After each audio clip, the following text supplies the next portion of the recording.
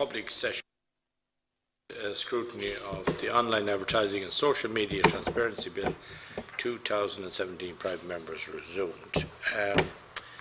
First of all, I'd like to welcome to the meeting Ms. Karen White, Director of Public Policy for Twitter in Europe, very welcome, and Ms. Sherry Perot, Head of Ethics and Lobbying Regulations and Secretary to the Standards Public Office Commission. You're both very welcome. Now, formal notice, I have to read this out. Before we begin, I wish to draw your attention to the fact that by virtue of Section 17.2L of the Defamation Act 2009, witnesses are protected by absolute privilege in respect of their evidence to this committee. However, if you are directed by the Chairman to cease giving evidence in relation to a particular matter and you continue to do so, you are entitled therefore only to qualified privilege in respect of your evidence. You are directed that only evidence connected with the subject matter of these proceedings is to be given, and you are asked to respect the parliamentary practice to the effect that, where possible, you should not criticise nor make charges against any persons or entity by name or in such a way as to make him or her identifiable. I also wish to advise you that the Commission submission or opening statements you have made to the Committee will be published on the Committee website after this meeting. Members are reminded of the long-standing parliamentary practice to the effect that they should not comment on, criticise or make charges against a person outside the House or an official either by name or such a way to make him or her identifiable.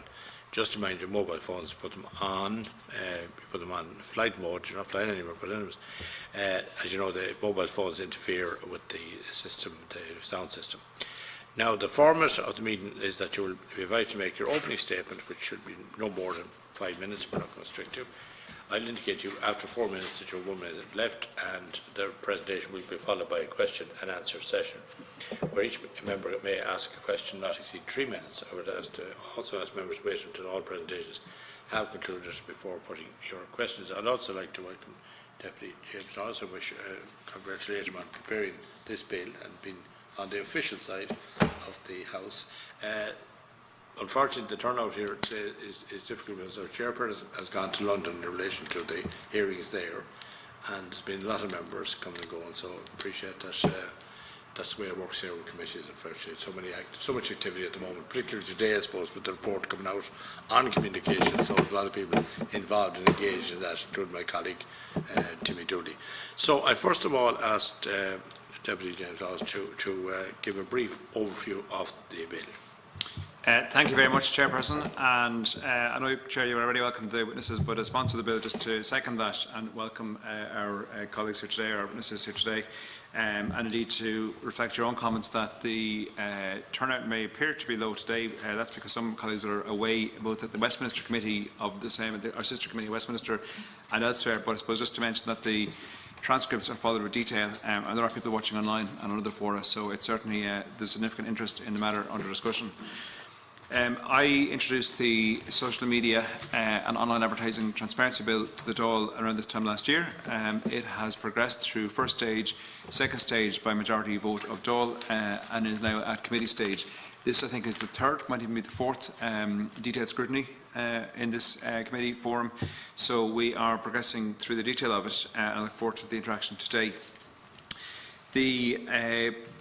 I suppose the concept of the legislation is to apply the same degree of transparency and rigorous scrutiny to online advertising, online political advertising, as already exists to offline advertising. This is achieved primarily by requiring that any political online advertisement would carry what I call a transparency notice on the advertisement. The transparency notice is deliberately non-specific in terms of technology or platform requirements. It can be very low tech. It could be a graphic designer working for the Leinster leader, putting in a little graphic at the bottom with the text, or it could be very high tech, such as a sophisticated global platform, maybe putting in a widget that somebody can click to open to see more information. I would deliberately left that up to the platform in each case. But what is required is that it makes clear that the publisher and sponsor of the ad are known. So anybody who wants to see if someone's being influenced by political advertisement, that they have the right to know who is actually seeking to bring that to their attention. It is envisaged that when somebody opens an account, be it with something as local as the local online paper, or be it something as large as Twitter or Google, that they typically open an account, and in the process of opening that account, they would typically register who they are, who's behind them, what they're about. Things like if there's a company registration number, or if there's a campaign office, etc., would normally be put there. It is a requirement of the legislation that be disclosed, that information be accurate, and there are offences for failing to provide accurate information in terms of who they claim to be. There are well-established offences within the electoral acts, so the legislation I'm introducing is very much consistent with the existing electoral acts. When I was researching the bill, I uncovered, I think there was 30 different offences on the existing electoral acts for all kinds of offline campaigning. So, for example, if I put up a poster on a lamppost tonight, if I'm organising a public meeting, or maybe next year if there's an election on, I've got to disclose who arranged the poster, who published the poster, etc., and that's to be written on the poster text somewhere on the body of the poster. If I don't do that, I can be subject to sanction. Similarly, if I produce printed material and distribute it in my constituency, the same thing applies. But we don't have that at the moment online. The other thing, that there is some confusion, and the Minister, and SIPO, and they're very welcome here today, ministering the views on this. There is some confusion with the existing 30+ offences in terms of who actually governs those, who actually is the relevant enforcement agent. During the recent 8th Amendment referendum, there was some discussion, some suggestion that some people tried to make complaints to Garda stations and other facilities, and there was indeed a little bit of confusion who actually was the responsible person for taking those complaints against those offences, and how they should be recorded or how they should be enforced. So maybe SIPO, I'm sure, will have some comments on that. As I would principally require, the key concept of the bill is that a disclosure notice is produced in all online material. There's two qualifications. One is that it's paid political advertising, so that it's not for the ordinary home user who's giving out about how much they don't like a particular political party or how much they're for or against a particular referendum. It's aimed at the professional user, someone who's actually putting money behind a campaign, running a sponsored ad, a promoted post, whatever it is. That is the target of this legislation. And also that the material be political in nature. So I have a definition of political in the bill. The definition is actually borrowed from the BAI advertising regulations as regards what might constitute a political matter. It is quite broad, and again, I'd welcome SIPO's thoughts, particularly on that, because I've often felt that sometimes some of the electoral acts are very specific to the period within which a campaign is underway, when the trigger is pulled, if you put it that way, maybe 30 days or 40 days out, but often opinions are formed and minds are made up long before that. And I often felt that's a lacuna in our electoral law, that maybe we should have a much longer run-in terms of who is influencing what, and what kind of disclosure is required for what kind of window. So I've put that in, but again, I'm open to suggestion on that particular aspect of it. I mentioned the bill is technology and platform neutral. It doesn't engage in specifics. The bill attempts to be robust enough to future-proof itself, and yet clear enough that the intentions are clear, and there can be follow-up and enforcement.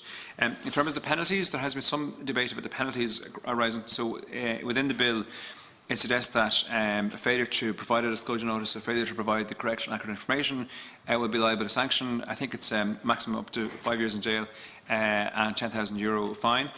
These aren't my penalties, these are consistent with the electoral acts already, with the 30+ offences. So if they're onerous, and they do appear onerous, I admit that, then they're consistently onerous with what's already in the statute books. Again, if I'm open to suggestion on that, but I do think it is important that we're consistent. I would suggest there is no degree of censorship. The free speech is protected in the legislation because the legislation takes no view on the content of the advertisement or the content of the material. It merely requires, if the material is political in nature, then the disclosure notice should apply in terms of who is actually running that content. Finally, there is a provision within the bill for what we call bots, which are automated, software-driven sort of mass accounts. So somebody running multiple fake accounts, so accounts that are purporting to be something other than what they are. We talk about a concept called fake organic, which effectively means somebody can press a button and use a software tool to run multiple fake accounts, 50, 100, 200, whatever it happens to be. And in one go, they can actually retweet or like or share particular posts, which actually, within the algorithms of the social media platforms, that pushes them up the system. They appear in front of more users, they get more reach, they get more traction, and it's an easy way to game the system. But it's an important thing. It's important because these can then influence people. They can appear more popular than they actually are. It's a kind of artificial popularity. And if that's done, again, if it's a home user getting his friends to retweet something, there's absolutely no problem in the world with that. It's part of normal democracy and free speech. But if it's a sophisticated operation running a bot farm, and such things exist, I believe when we've seen suggestion of this in many elections around the world, from the United States presidential election to the Brexit vote, votes in Spain, votes in Italy, votes in Africa, South America, right across the world in the last 2 to 3 years, we've seen evidence of this kind of allegations where people are running very sophisticated operations, running thousands of users at a time, who are actually controlled by one entity, but purporting to be multiple individual users for organic purposes. I don't know if anybody watches Homeland, but there's a particularly chilling episode recently where a bot farm, very sophisticated bot farm, was run out of a warehouse, and all the bots were being controlled by one person, but actually had the effect of multiplying one view and pretending it was the view of many. So that's the legislation. Just on terms of the government, I know the government aren't necessarily represented today, or the department are represented.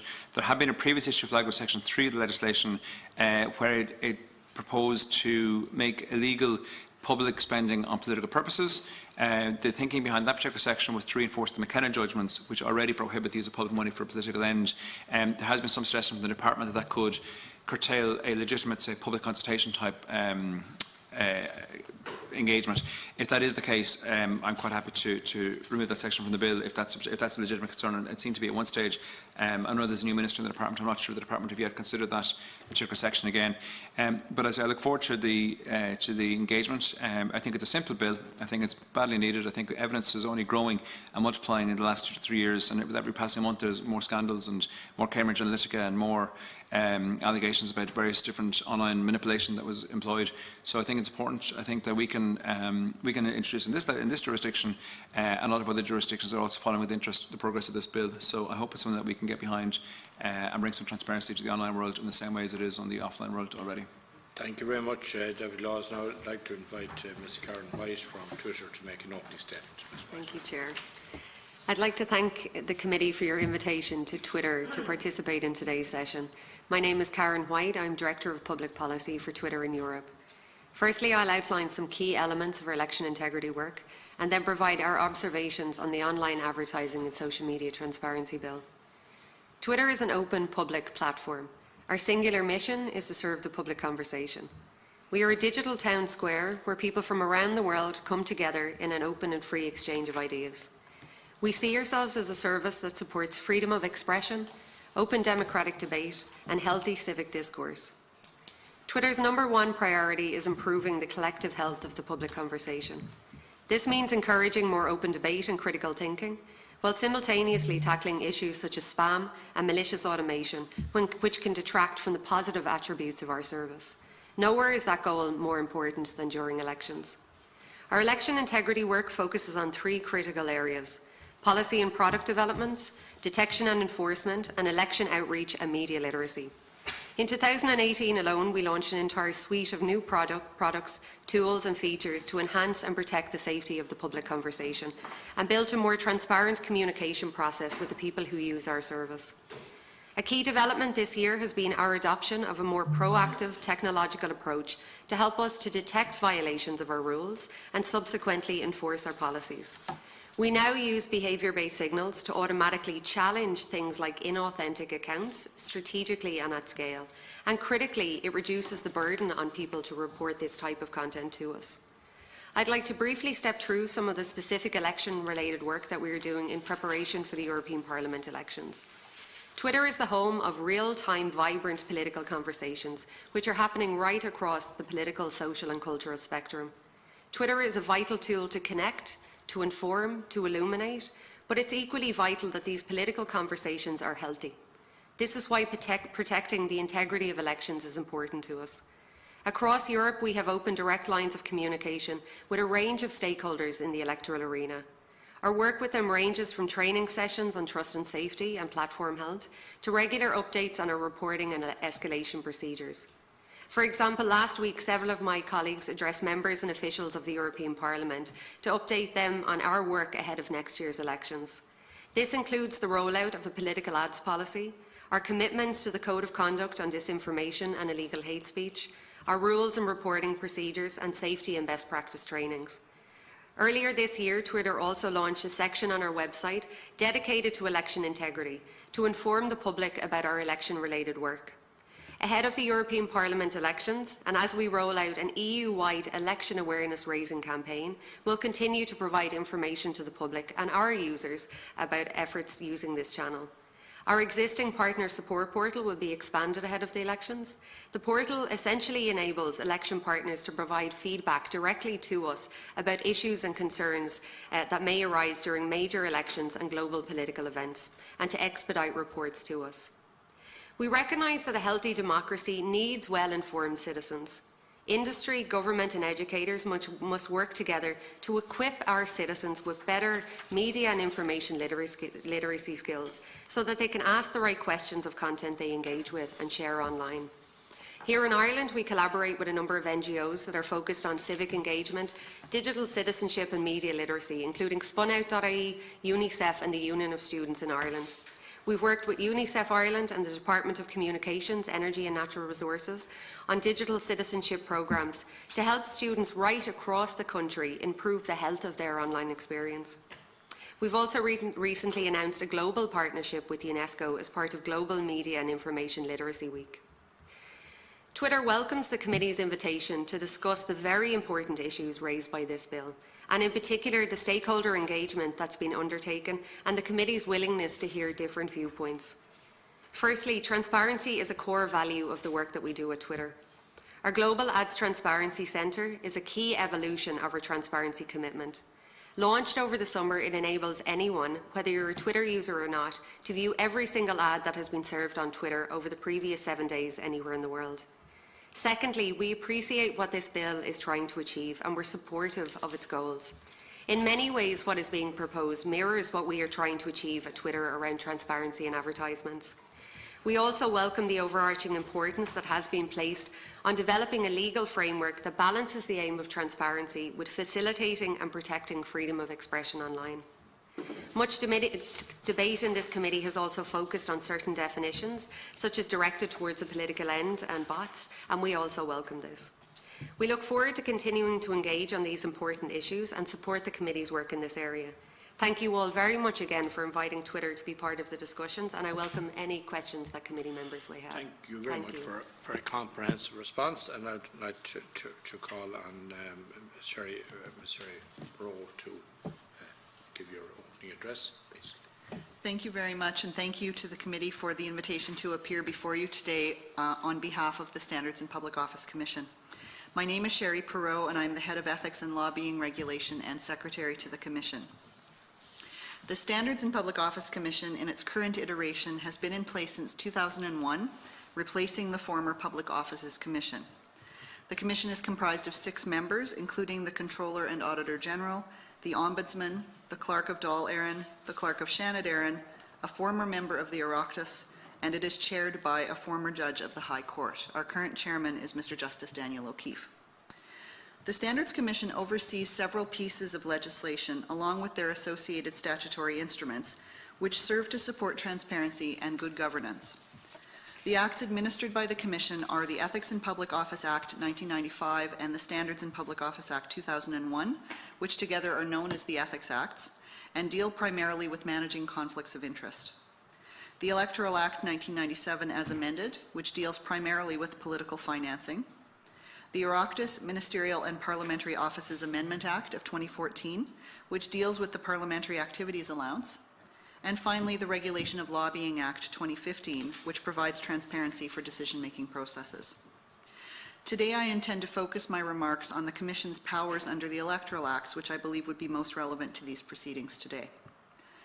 Under the current legislation, the Commission oversees compliance with respect to the disclosure of donations to TDs, senators, parties, candidates, and third parties, the expenditure of exchequer funding, donation limits, declaration thresholds, and prohibitions on certain donations, the disclosure of election spending and spending limits at Dáil, European, and presidential elections, and it certifies election expenses for reimbursement, the disclosure of political party accounts, the registration of corporate donors, and the registration of third parties. Candidates, elected officials, political parties, and third parties are subject to the Act's obligations, which include donation acceptance rules and disclosure obligations. To clarify, a third party is any individual or organization that accepts a donation for political purposes that is valued at more than €100. I further note that we have no role in the disclosure of donations or electoral expenditure at local authority level. The Commission has a role in issuing guidance and advice to those with obligations under the Acts.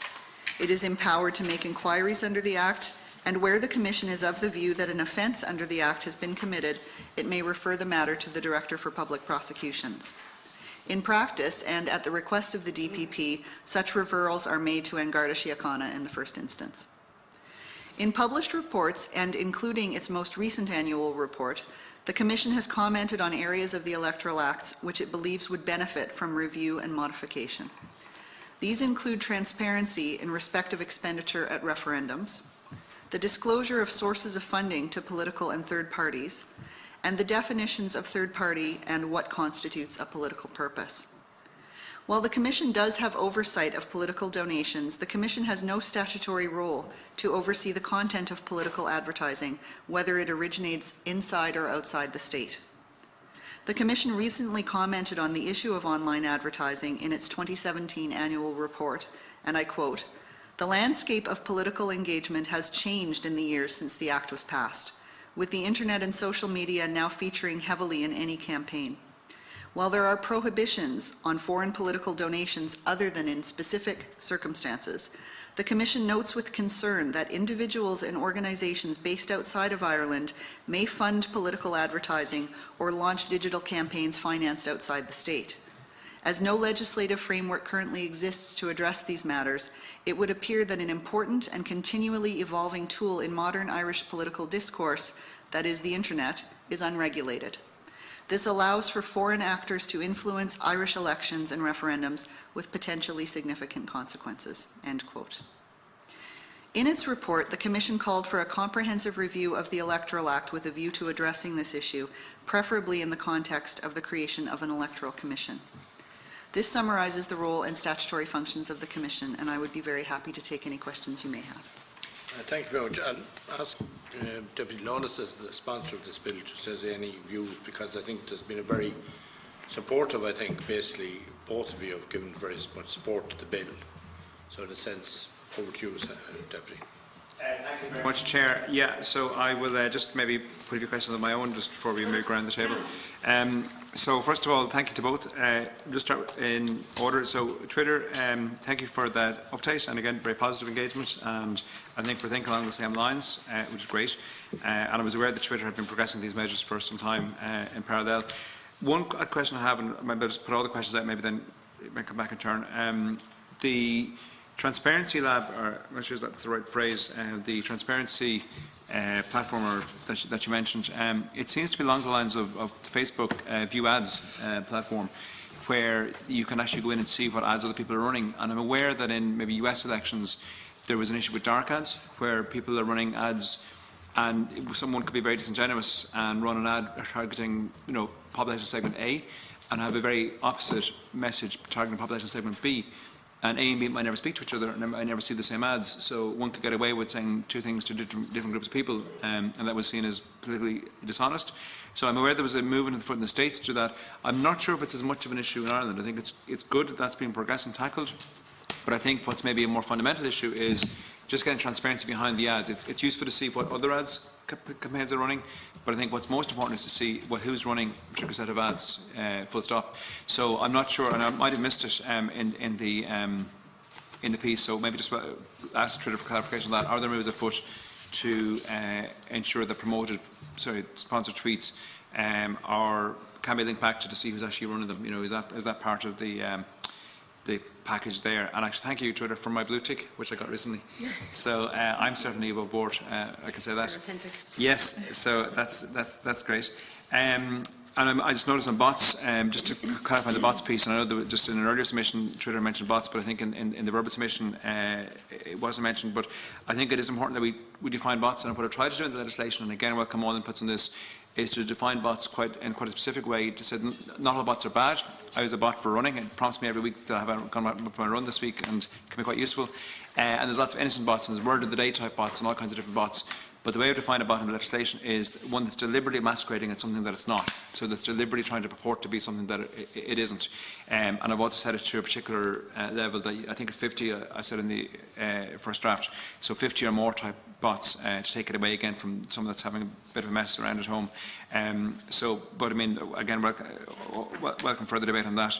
Just in terms of SIPO, again, thanks for the statement. And again, it seems to be very much dovetailed with what I've been saying, and I think what we're all saying here. And I noticed in the annual report 2017, there does seem to be a strong statement from SIPO highlighting that there is a gap in the law, as it were, that there is potential for manipulation, particularly from foreign actors, and you've highlighted that, and thank you for highlighting that. I think that's really important. And I suppose, you know, you've set out SIPO set out the provisions as they exist in terms of what you're bound by. The great and the unique thing about this House is we can actually change the law. You know, so if we don't like the law, we can change it. Granted, we need majority support, and we need usually the government on side, but that's what we're here for. So, again, I suppose look forward to, and maybe if you're at liberty to suggest changes, what would you like to see, whether it's this bill or whether it's something, a variation of this, I'd welcome your thoughts on that today. If there's anything that you particularly would like to say, to see us do. Thank you. So now, who wishes to, Ms. White, do you want to, have you? Yes, very happy to. So we did during the summer months launch the Twitter Global Ads Transparency Centre. So that is, as I've said, available to any member of the public or any user on Twitter.